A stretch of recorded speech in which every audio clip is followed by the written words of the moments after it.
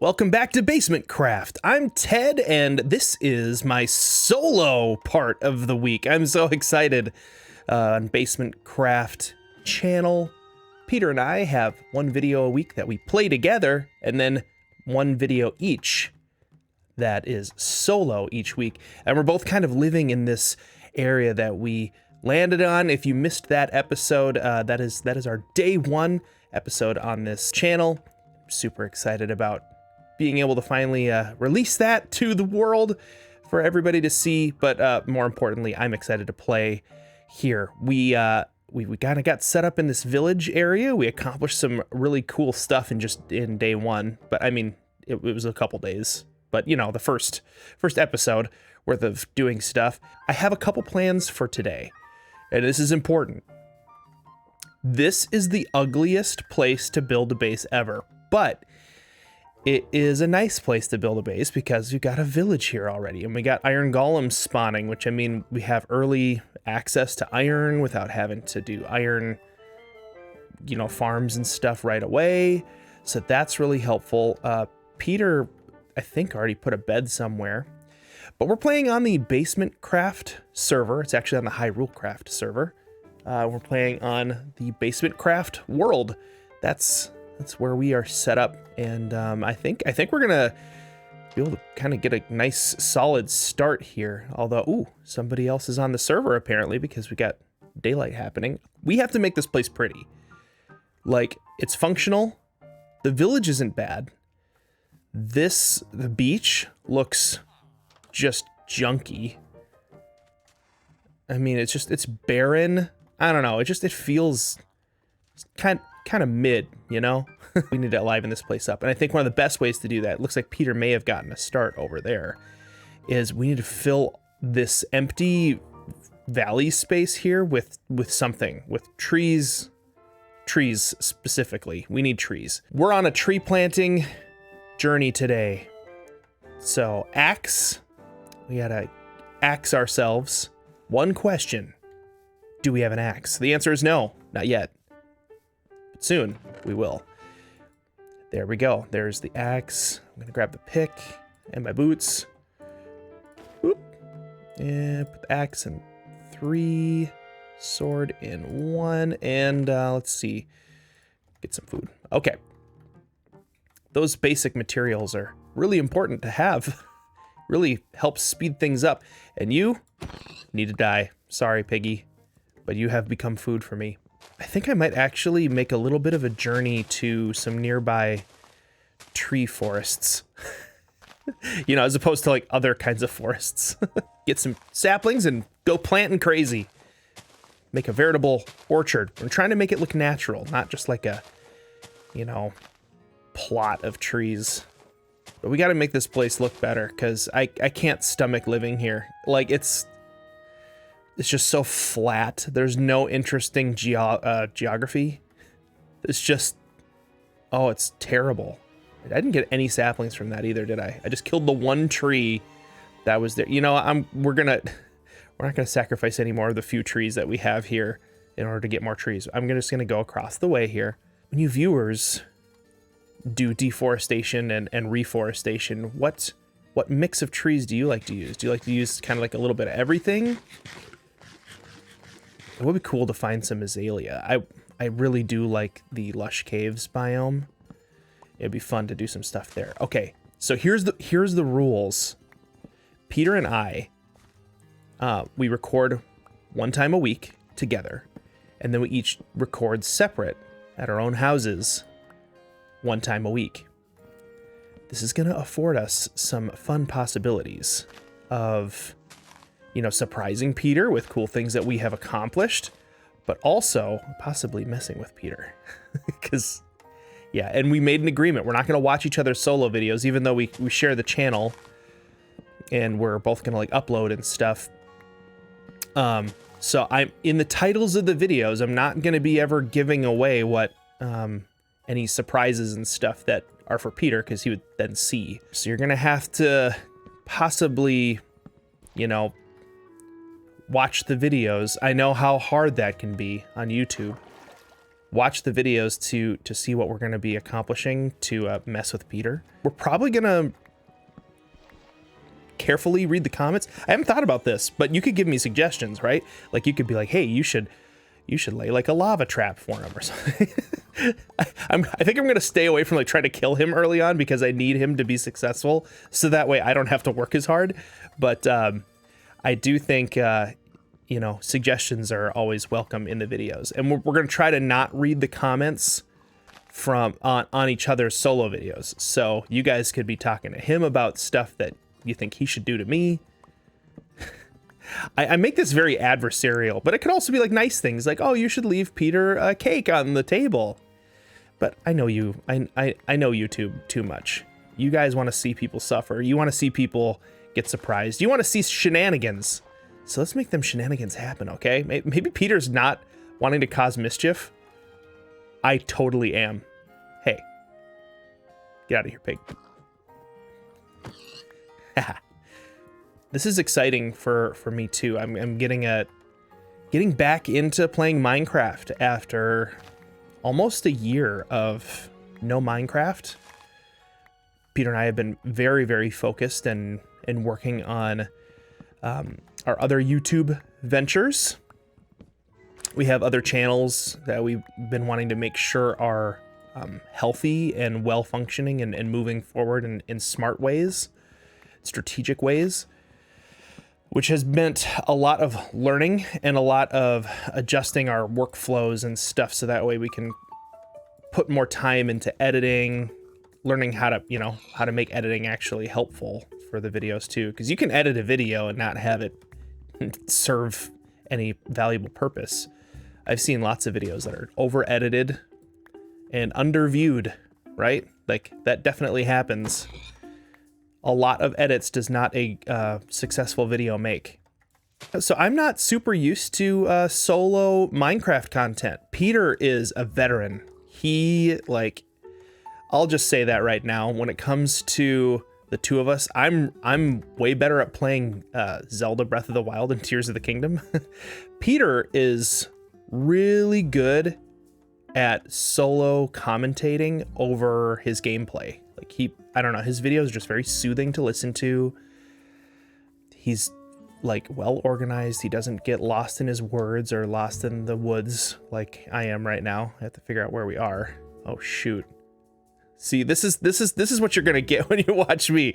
I'm gonna talk and I'm gonna do things and then I'm gonna be like, oh shoot, what was I doing? So maybe, you know, if that's the kind of content that you want to watch. Oh, we found it. We did it. We found it. There we go. So I'm not super used to solo Minecraft content. Peter is a veteran. He, like, I'll just say that right now. When it comes to the two of us, I'm way better at playing Zelda Breath of the Wild and Tears of the Kingdom. Peter is really good at solo commentating over his gameplay. Like I don't know, his videos are just very soothing to listen to. He's like well organized. He doesn't get lost in his words or lost in the woods like I am right now. I have to figure out where we are. Oh shoot. See, this is what you're gonna get when you watch me. I'm gonna talk and I'm gonna do things and then I'm gonna be like, oh shoot, what was I doing? So maybe, you know, if that's the kind of content that you want to watch. Oh, we found it. We did it. We found it. There we go. The kind of things that I'm probably going to talk about a lot are the things that I'm thinking about a lot while we play Minecraft. And one of those things that I think about a lot and super nerd out about is YouTube.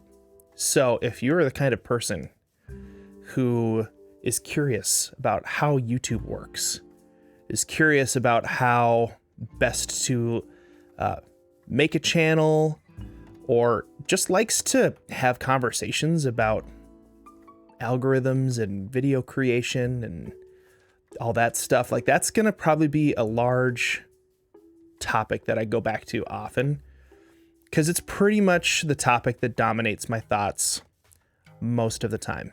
All right, I can't find, oh, look at that. As soon as I said I can't find where I was cutting down trees, I found where I was cutting down trees. Get more saplings. So YouTube, the focus this year has been on making sure our channels are healthy and strategically set up. We've learned a lot over the course of the last year. Part of the reason why we are starting this Minecraft channel, because we recognized that our other channel was kind of bifurcated, meaning there was a Minecraft audience on there and a Zelda Breath of the Wild Tears of the Kingdom audience over there that really like those games, those 3 games. But what we noticed from looking at the data and the analytics is that there is a portion of the Zelda and Minecraft fan club that overlaps, but it's like a Venn diagram, right? Like the overlapping portion of both of those game fandoms and watching content in those games is smaller than each of those individual circles before they overlap. It makes more sense if you've got a different audience watching one of your types of videos.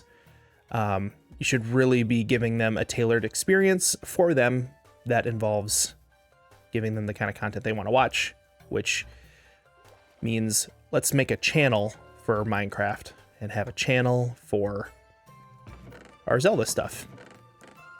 Ooh, I need to go get some stone now. Okay, let me make a mental note here. Stone. Why do I need stone? I don't need stone. Why was I thinking I needed stone? Because I want to make another axe. Okay, a little bit of stone to get an axe, and then we're good to go. And then I think we'll plant some trees, and then we'll see if we can find what Peter's been up to. I just want to get... This is just so empty right here by the village. It just disturbs me. Did we not get any birch saplings? I don't know if we even cut down any birch trees. It looks like I might have just focused on oak. I cut down some birch trees. I didn't get any birch saplings, though. It kind of bugs me that in our little... Peter and I took over the church here to be able to set up kind of a co-base. I wonder if he's got... Oh, Peter and I had the same idea. Look at us. Okay, well... Actually, I'm just going to bring this with me. This is going to be my portable crafting table.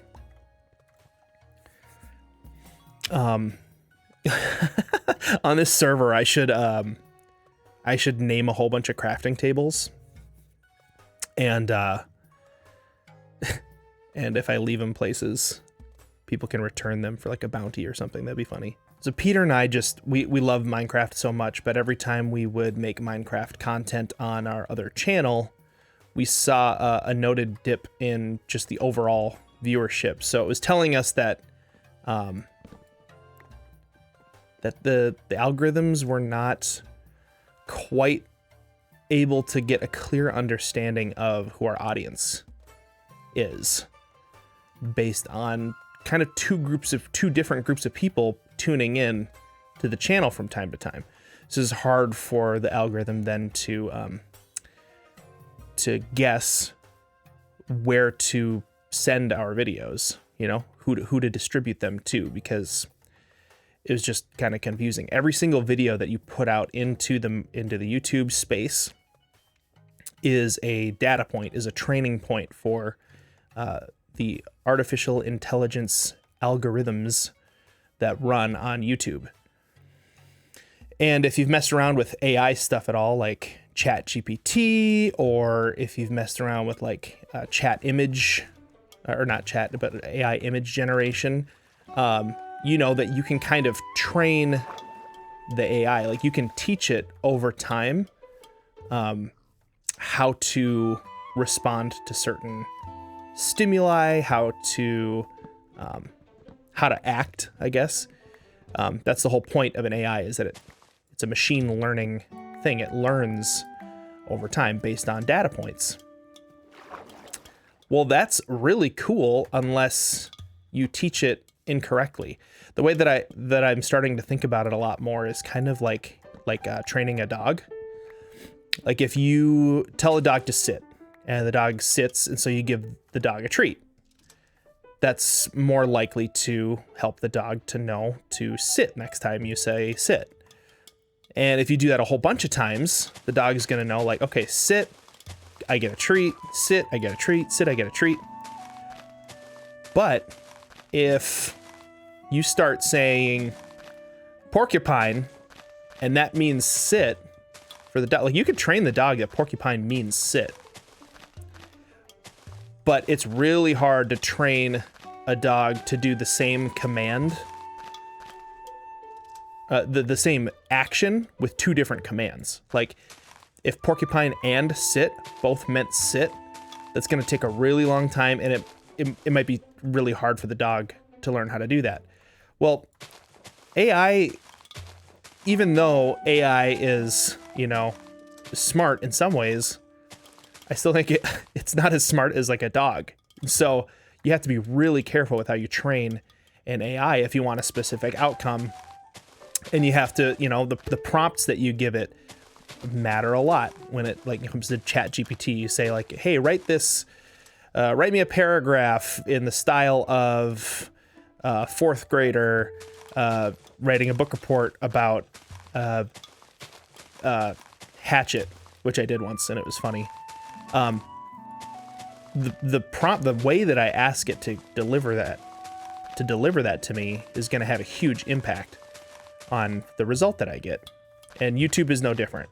It's a machine learning algorithm, except instead of prompts to get what we want, which is, we want YouTube to promote our videos and send them to people on the homepage and in the suggested feed and all that stuff. Instead of prompts like ChatGPT, where you just tell it what to do, the only thing that we can do is give it videos. And then those videos are going to end up collecting viewer behavior and like viewer profiles and kind of, okay, so people who like this video also happened to like this other video. Maybe we should give more people who liked that video, or people who watched video A tended to click on and watch a lot of video B. Maybe video A is from one channel and video B is from another channel, right? So they're saying, hey, let's try, and I say they, but the machine learning algorithms in the suggested feed are thinking, hey, if 10 people watched video A and they all clicked on and watched the entirety of video B, we should find all the people who watched video A and put video B in front of them, like on their homepage or in the suggested feed, because the algorithm is trying to predict what's going to keep people watching more videos on YouTube. I mean, that's the ultimate job of the algorithm. So, wow, did I already break both of my garden hose? Hey, I've got a whole bunch more birch saplings though as a result.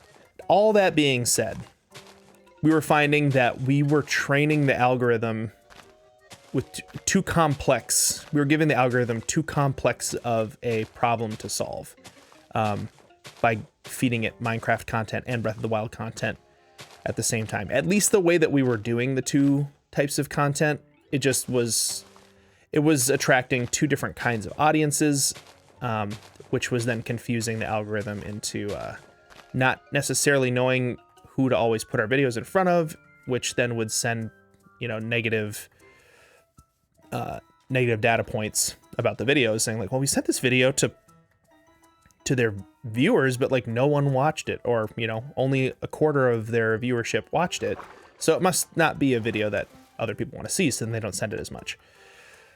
So, I mean, that's the trap that you can kind of fall into on YouTube, is you get sucked into making the same kind of content over and over and over again, because that data relationship is so strong between similar types of content. And luckily, Peter and I are learning, and have learned already a lot, on how to not just get completely stuck in only one kind of video, but how to branch out. But it really comes down to who's your audience and what do they want to watch. And if you got two completely different audiences watching your channel, it's probably smart to see about splitting that into 2 different channels, so that way people can kind of know what they're going to get when they come to your channel, or when they see a thumbnail, or when they see a video title. They're like, oh yeah, it's that one creator that I like that plays Minecraft, or the one creator I like that plays Hollow Knight, or whatever. Okay, we got a bunch of tree saplings. I talked a lot about YouTube. If that was boring for you, you probably already left. But if you're still around, you're like, ooh, that was kind of interesting. You could probably expect more of that, because that's the way my brain works. I like to do kind of like menial tasks in Minecraft and then talk. Doing complex tasks usually means I'm not talking, and I think that's probably pretty normal for YouTube. But I am very impressed with certain creators, like Peter, for example, who can seemingly do complex things and carry on conversations about whatever. Now, I want to mix these tree saplings in with each other, because I do not want it to be just like a whole bunch of oak and then a whole bunch of birch, like in chunks, because that looks gross. But already this is going to make a big difference. And I think long term in this area, I would really like to build some geographical features that look natural. So they have to like fit in with the area around them, but something that gives this area a little more, I don't know, verticality. So I think what would be really cool is to like build a custom hill or like mountain in this area. So when you're in the village, there's something to see here, because it's so flat and just disgusting. I hate the plains biome. It's just, what I love is the windswept biomes. Those things look so amazing. They're so much fun to look at. All right, let's see what Peter has been up to, because I know I saw him playing on here yesterday, right after we played our Together episode. I came back home, and then I popped on real quick to fix a couple things with the server, because I kind of run the server also. And he was on, and I didn't really look at what he was doing, but let's go sneak in and see. He's not here, so we can just walk around. We've got trees. Whoa, hold on. If Peter is already thinking shenanigans, I don't want to like fall in a lava trap and lose all of because we've got a lot of wood right now. I'm just gonna store this stuff, you know, kind of keep it community. It's okay if he has some of that to share. Okay, if I lose the things that are in my hands now, it's not the end of the world. I don't think he's gonna all out try to get me. Which, by the way, guys, when you're playing on servers, you know, unless it's like an anarchy server and the whole point is to mess with everybody as much as you possibly can, you know, it's not fun if you come in and you want just like a chill experience and then people are killing you all over the place, right? Like, I feel like there should be some expectations set, and then people can follow those expectations. You know, I'm gonna do us both a favor, because Peter started apparently farming over here, and this is inefficient. It is an inefficient use of this space, and Peter likes to do these really weird... Okay, real talk. Peter is also weird, okay? I love the guy. He's my best friend, but what is this? How is this supposed... Like, just stinking plant your wheat in a normal fashion. I mean, maybe you're going for like a weird organic look, but like this isn't even... I don't get it. It's like, it's not even haphazard. A haphazard planting of wheat would look different than this. He planned this to be strange. Or, I don't know, sometimes, ooh. Because of the fact that we're gonna be in this area, it stands to reason that it would be wise to, you know, if the farms are starting to grow stuff, to make things happen. But the way that Peter and I sort of split this up a little bit is he's got his kind of base of operations area over here where he's building. And so he's planted these spruce trees, which, thank you, Peter. Thank you for that. You're not that weird. You're weird. Oh, dude, you know what would be awesome? Is if we could get a dark oak forest going back here. Like, just turn this, just completely terraform all this into dark oak and mushrooms. That would be sick. But we still would need like a hill or something, or like a weird cliff with like a hole in it, or I don't know, just something that looks cool. My trees! Yay! Oh boy. This is already much better. Just look at this. Look at this. Look at this, guys. Oh, it's not just barren wilderness plains. I'm having an allergy attack because of hay fever. We need to get a good sugarcane farm going, and like a good one. And I know just the way to do it. We're gonna do my patented sugarcane factory design. It's not actually a sugarcane, you know, AFK device, but generally I like to have a lot of sugarcane. It's an easy way to get emeralds early on, is a lot of paper trades. And if you just have a giant sugarcane farm, you can essentially have like unlimited emeralds right away. That and sticks, the Fletchers, are a great way to trade for some emeralds until you get, dude, until you get an iron farm. Then you're just sitting pretty, because you get that unlimited iron dropping in over and over and over again. You take those iron ingots and you trade them with armor and toolsmiths. Massive amounts of emeralds.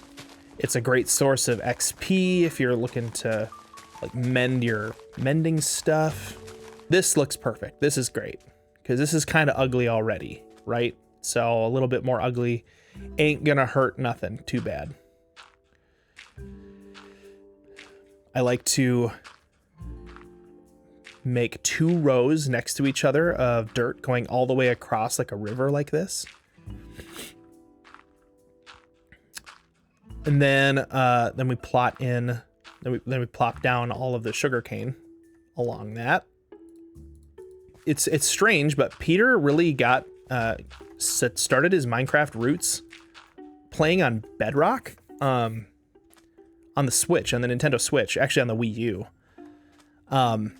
which is funny to me. But he really likes playing Minecraft on a console. So his solo videos and even like the footage that we capture from his side on our co-op together videos, he's playing on a Nintendo Switch on Bedrock. This is a server that you can play on Bedrock and Java. And I play on Java because I can't stand playing Minecraft on a console. I got too used to this. I got too used to how smooth it is. I got too used to like the precision that you get from the mouse. I can play Minecraft on a console if like really want to play Minecraft and all I've got is a Nintendo Switch with me or something, but okay, and then we plant. This is what I love about this. It's easy to expand. It's not like random on the coastline. And once we get all of this stuff planted, we can take some half slabs. Oh, can't use that piece of dirt. We can put half slabs in and around each of these rows, these columns. I suppose these are rows. And so when we trim all of this, it won't fall down into the water. Listen, I know I'm basic. I know I'm a basic Minecraft player, okay? Just wait until we get into some of the building of the machines. I know how to make a piston door with 2 pistons. Not even sticky pistons. It's sand. This is the OP way to do a sugarcane farm that is not automatic. You just, and then we can fill, you know, over time we could make like 5 or 6 rows like this. And when it grows, you just walk along the edge and just mow it all down, run across, collect it. You don't have to like fall in the water, grab any of that stuff. It's just, oh, it's so nice. I'm not going to look in his stuff that he sets up because I feel like that might betray plans that he has, and I want to be surprised. But I have a feeling, oh, I knew it. I was like, I don't see stuff on the surface happening here. I bet he started digging down. I want to see what he was doing. Yep. This is why there's not much on the surface. Peter's spelunking already. He went right to spelunking. Ooh. Ooh. Ooh. Oh. Yep. His whole first episode, I bet, is him exploring these caves. And, you know, it's a good strat. It's a pretty great strat. You get a lot of iron that way. You can suit up. I mean, I don't have any. I have leather boots right now. Not particularly strong. That's what I was wondering. I was like, how did you already record an episode, but all you did was plant some trees and a weird crop farm that doesn't make any sense at all? With that, that's going to wrap up my episode today. I'm excited to, along with you guys, if you got suggestions, put them in the comments of things that we should do to maybe mess with Peter or make Peter's life better. Or if you got ideas for what we should be doing over yonder with the forest and geographical stuff. Of course, we're going to have to, you know, improve our situation so we can more easily build creatively. I've got villagers trapped in here. We'll need to do some like villager farming and village machine making so we can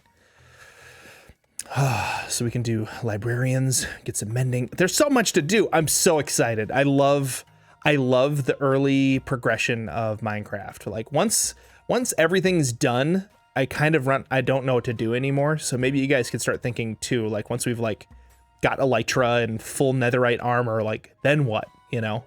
You guys might have some ideas there. But all right, well, hey, this is the end of this video. Check out Peter's solo video. It's on the screen right now. You can see what he was working on this week, and we'll catch you guys next time in BasementCraft.